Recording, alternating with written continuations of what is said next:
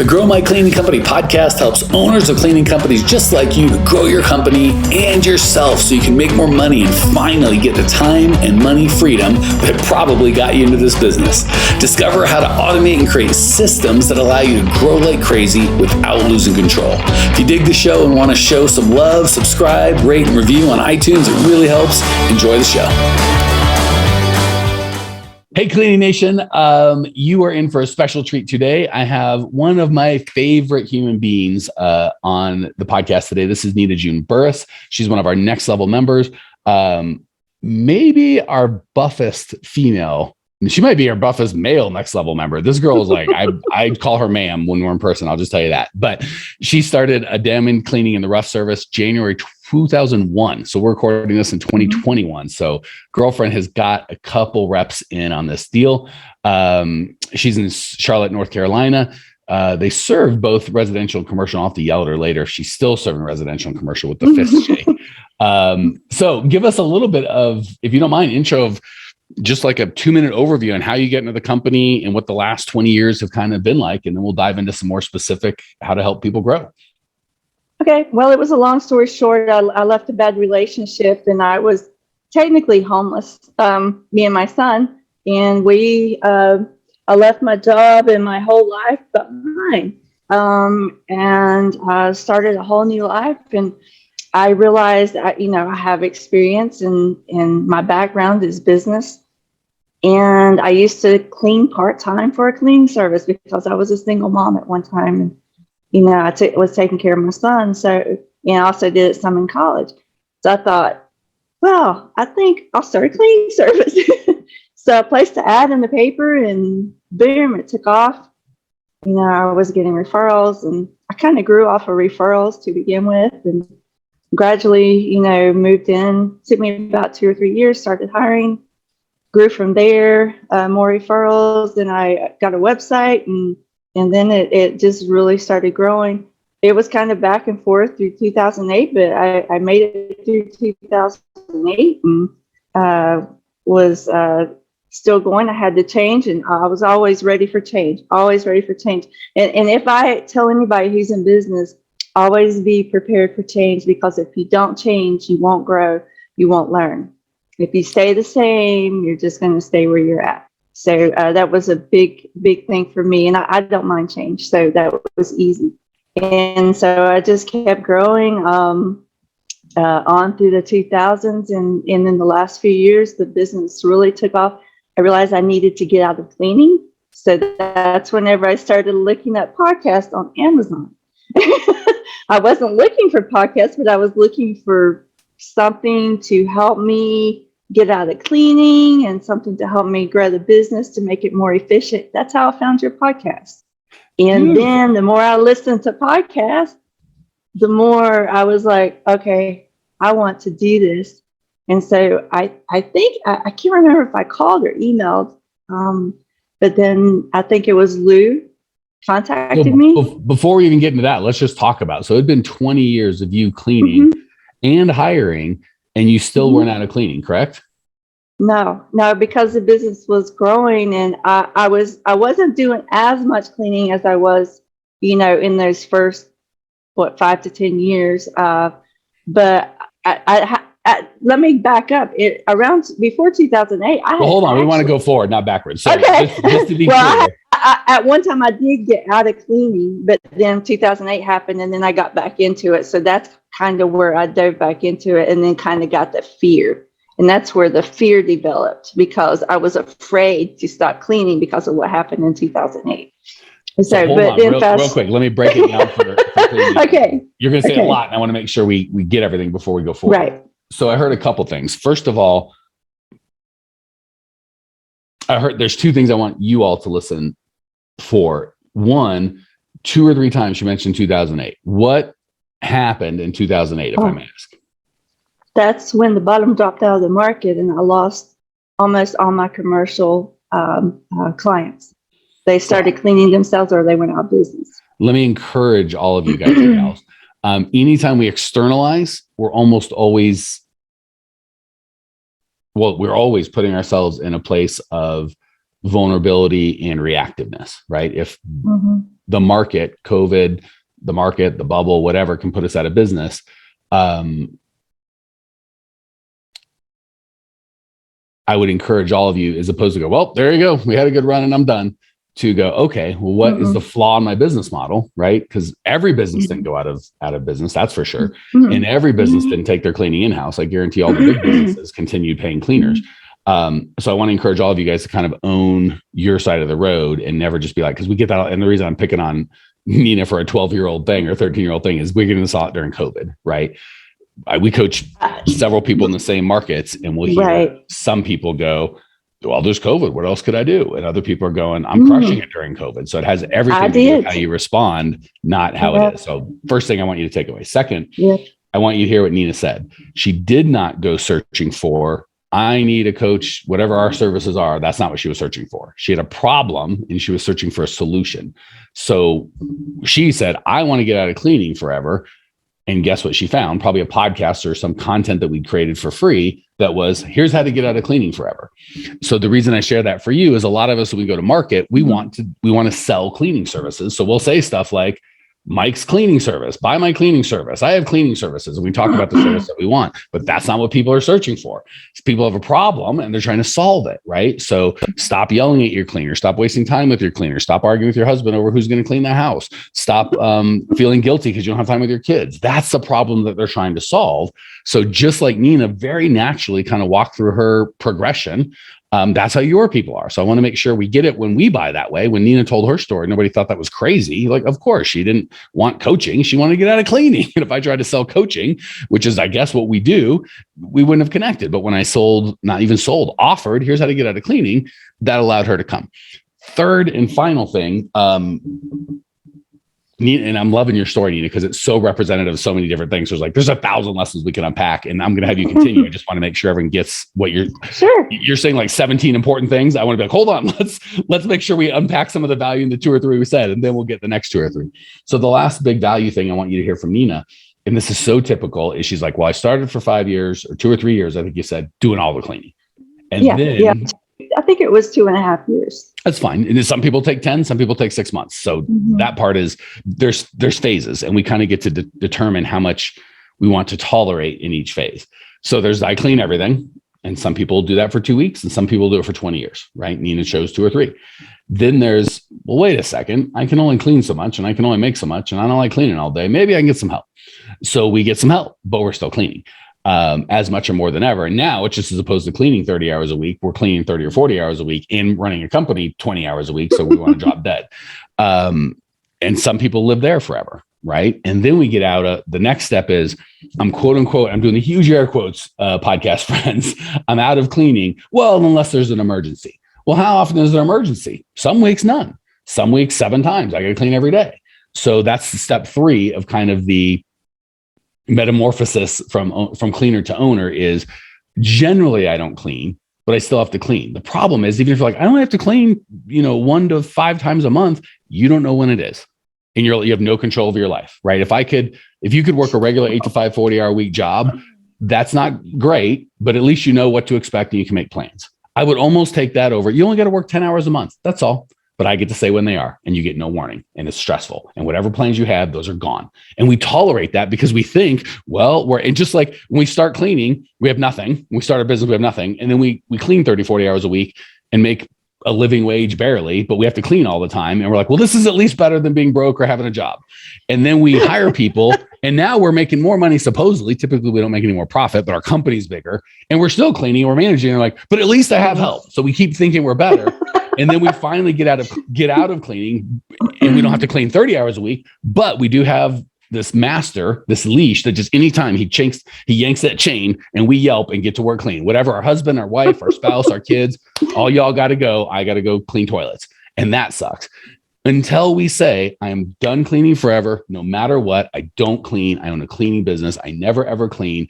That's when we're out of cleaning. And I guess we don't see this as much. All the 3 phases we just talked about, very common. The last one is kind of what Nina talked about, which is I can get out of cleaning for a while as long as nothing upsets my apple cart. There's no bubble, there's no COVID, a key employee doesn't leave. And that might last for 6 months where no one yanks your chain and you get to clean sick.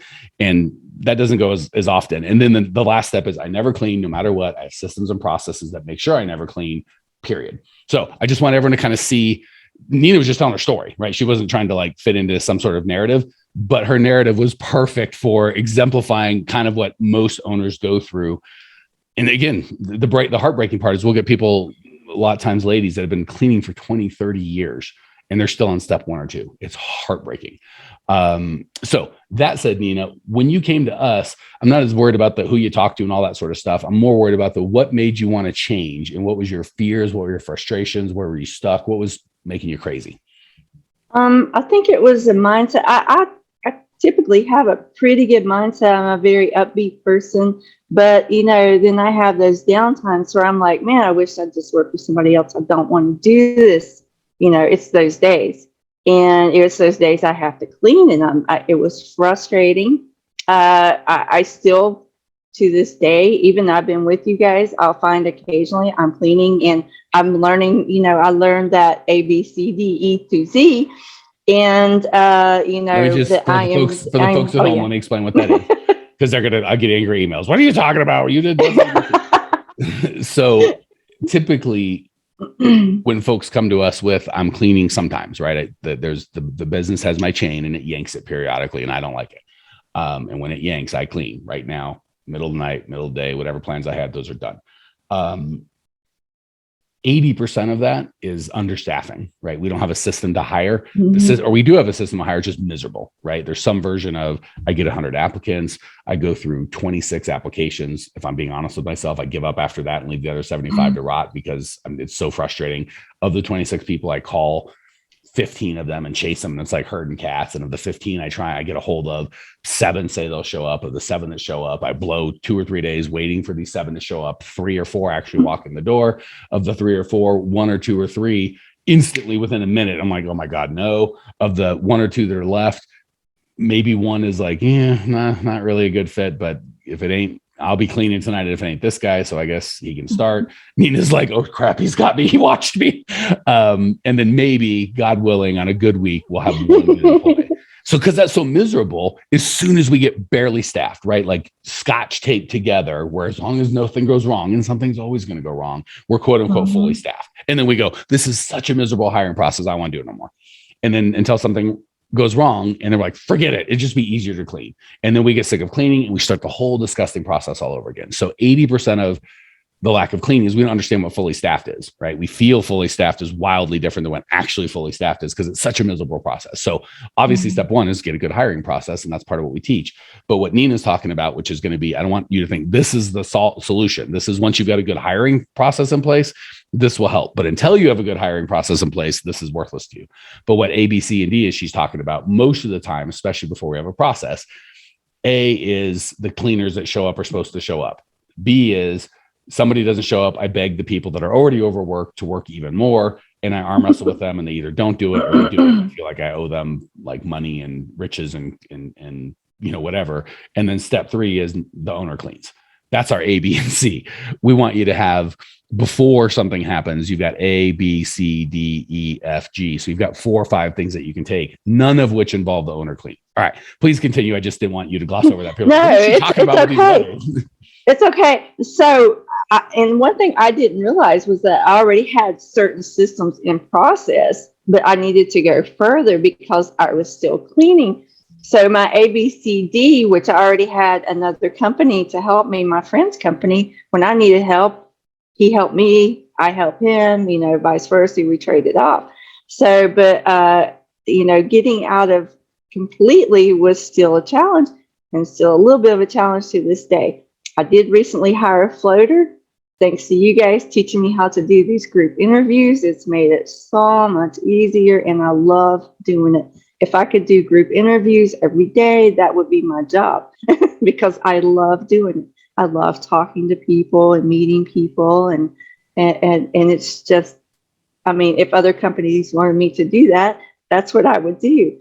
With the retirement communities that we service, I've pretty much have full staffs in 2 of the retirement communities cleaning, and they use me almost like a temporary service, except we're full time. I have people there all the time, night and day working, which has been great because I can do that hiring that they're not able to do. So let me ask you a question, because it's so funny. People come to us for 2 things, and I want to hear your story. I know most of your story, but I'd like to hear it again. I know Clean Nation would like to hear it. The 2 reasons people come to us are time and money, right? They don't have enough of either. I want more time and I want more money. When you came, was it which was it of more? Which did you chase, and what kind of results have you gotten in terms of how do you have more time, less time, more money, less money? And we say money, by the way, not just for Nina, for everybody. I'm not talking about revenue, right? People get super, I got a $20,000 a month company. I don't give 2 craps about that. How much money do you get to keep and take without cleaning, right? If you make $3,000 a month, but you clean for, 40 hours a week, that's called the cleaning job. No matter all the revenue and other stuff you do, you're not getting paid for that. So what was it for you? Time or money? And what was the big thing? I think it was time, because I found myself making less than my employees. If you would put me at the wages that I pay my employees, because of the amount of hours that I'm working, I was making less than they were. Even though, it looks like I make a lot of money. Everybody thinks you can just dip into your business. You just don't take that money out and it becomes yours. You pay yourself just like you do your employees. So definitely making less money. I have no time. I recently got married in February, and I see my husband on the weekend. And in a few minutes, whenever I would walk in the door, he'd have dinner on the table for me. I eat and get on the computer, and he would go to bed because he has to get up early in the morning. So, the extent of our relationship is weekends. Yeah, when you married one another, I don't think that was the plan. Was that he would be your cook and you would just pass in the night, cook/roommate. Well, he would like to spend more time with me. That's for sure. For sure. So for those out there listening, Nina and I talked for a minute before we started, and I think she started with us in May. So we've been working together we're recording this just before Thanksgiving on anyway. So it's almost that April, 4, 5, 6 months.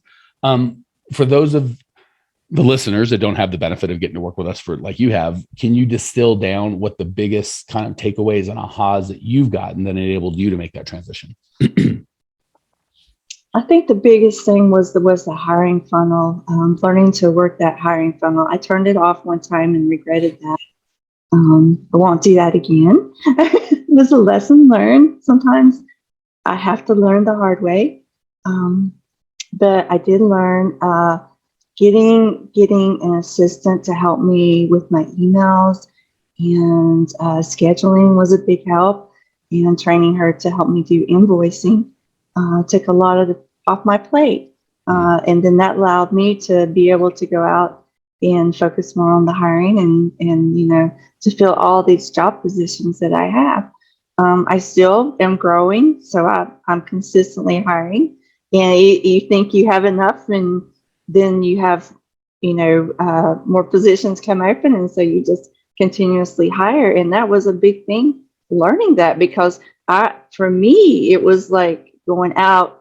Okay, I need like 5 more people. So going out, trying to find people. Hey, anybody need a job? And, and most of the time I got my employees from my other employees. They were always, but I'm running out of other employees. You get to a certain point and you kind of like depleting that. And for me, it was the best way to hire. But so I did the Indeed and some of the other things. Let me recap what I think I hear you saying. So I heard a couple patches in this quilt. Let's see if we can put it all together. Okay. So I hear you saying a couple things. First,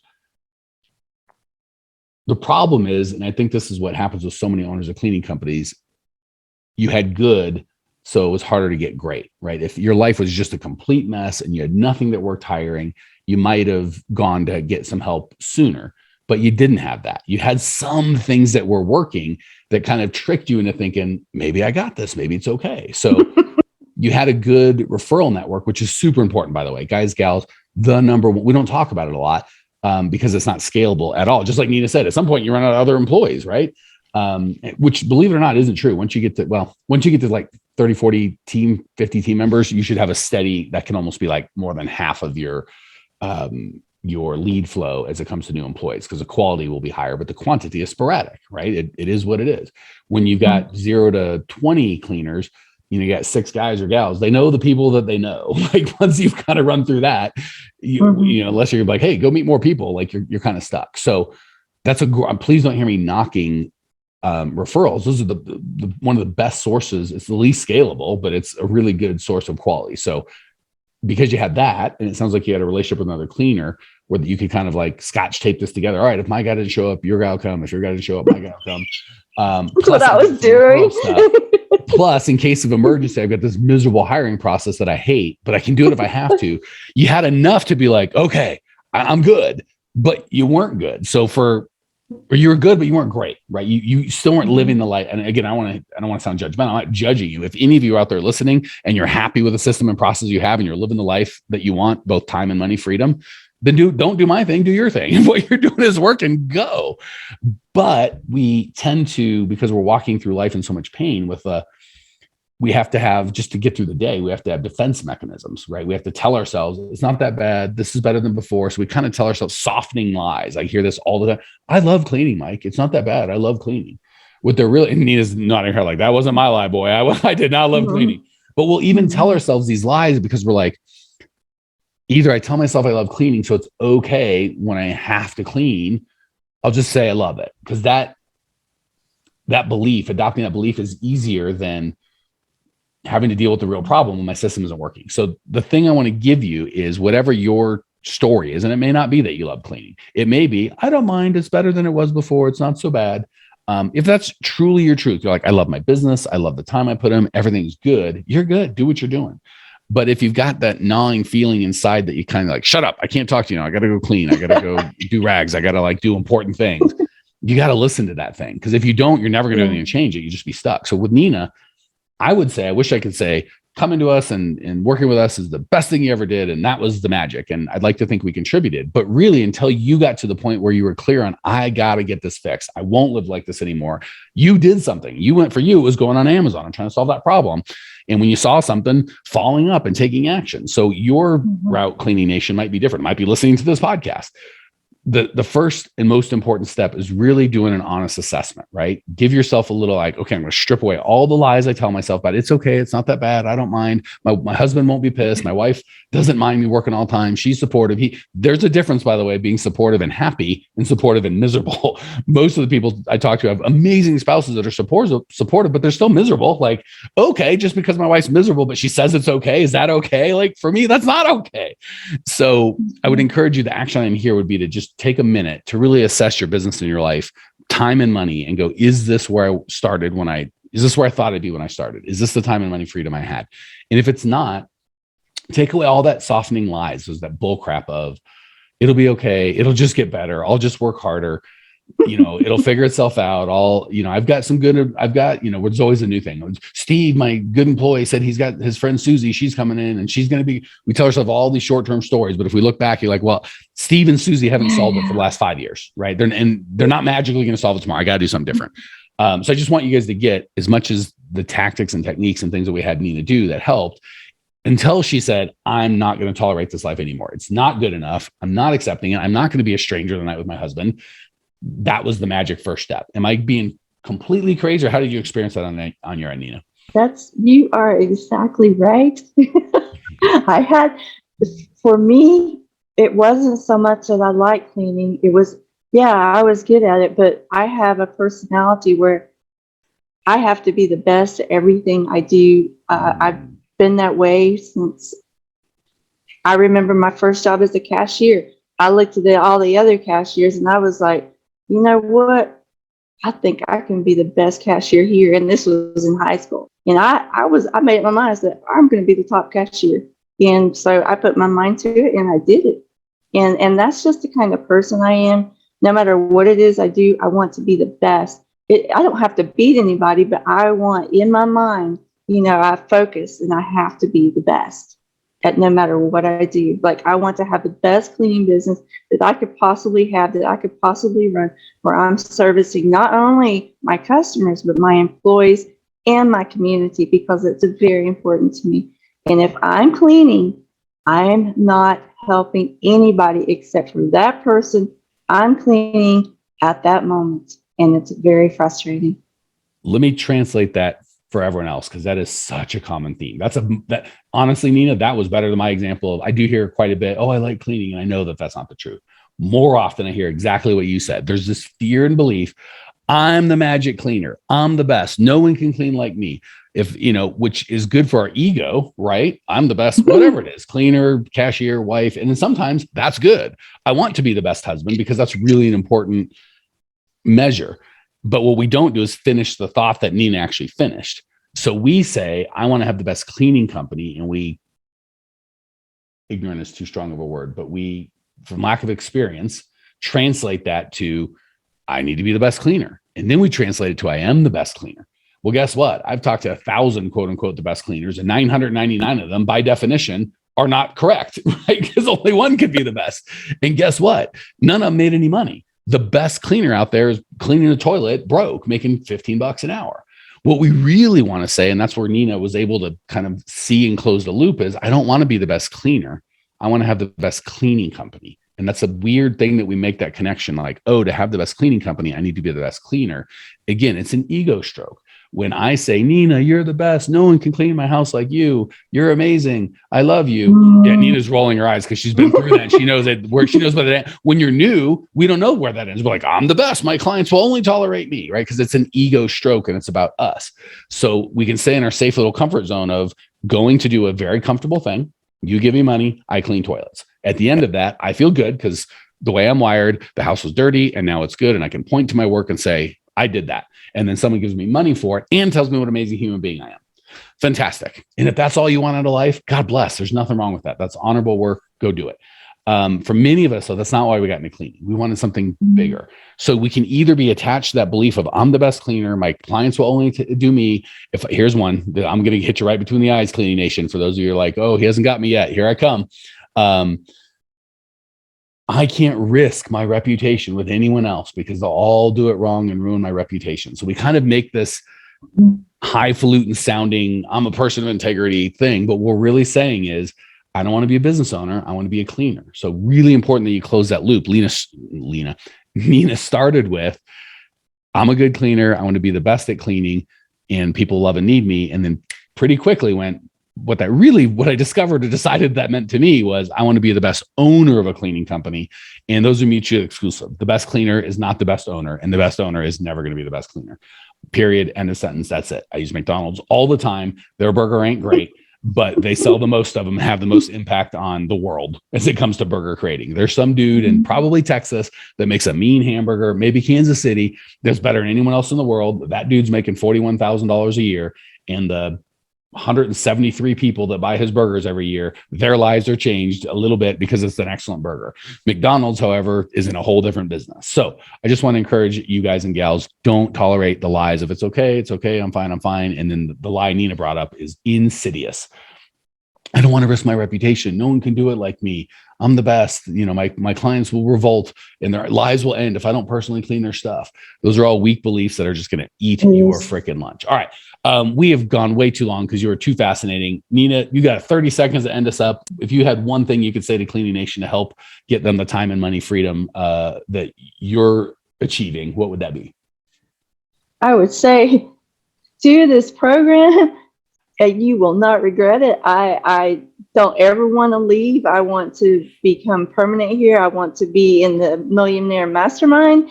I want to go as far as I possibly can go and service my clients, my employees, and my community. I see something in this program that I haven't found in any book or any audio that I have done in the past.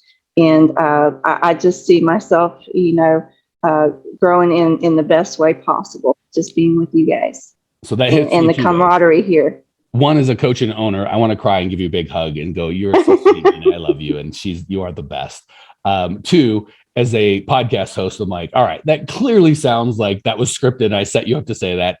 Cleaning Nation, I can assure you that was not scripted. So just to make sure, for those of you like, screw you and your program, I don't want any of that crap. I'm not buying what you're selling. That's okay. Nina, give the best feedback you can give to folks to get their time and money that isn't a shameless plug. What about myself? Anything, if just picture you out there, there's a young woman, sorry fellas, but Nina's a lady, so we're going to go with that. Just picture a young woman like you who's working too much. She's told herself the same lies that she's told you, or that you've told yourself, and she wants what you have. What's the best 30-second advice you can give her other than join our amazing program? Get your systems and stuff in order. Know what you're making, know what money's coming in, what money's going out. It's so important. Quit cleaning, and give yourself some time. Beautiful. Give yourself some time. That was, if I could say it better, I would, but I can't. So we're going to end with that. That said, Cleaning Nation, two things. One, as much as I appreciate Nina giving the kind words, just so you guys know, we're good on clients. We get hundreds of requests per month. At this point, we'll take a dozen or so at the most. So please don't feel like you're being pitched anything. That said, if you're like, holy heck, I do need more of that, growmycleaningcompany.com is the repository for everything that we have. There's over 700 podcasts. I've got 2 books. There's a Facebook group. The best place to go is the free on-demand training. That's got the 5 shifts that you need to have. So if you're like, I would like more of this stuff, go to growmycleaningcompany.com. That's where you can get just about everything you need on how to grow a cleaning company. Check it out now. I will see you there.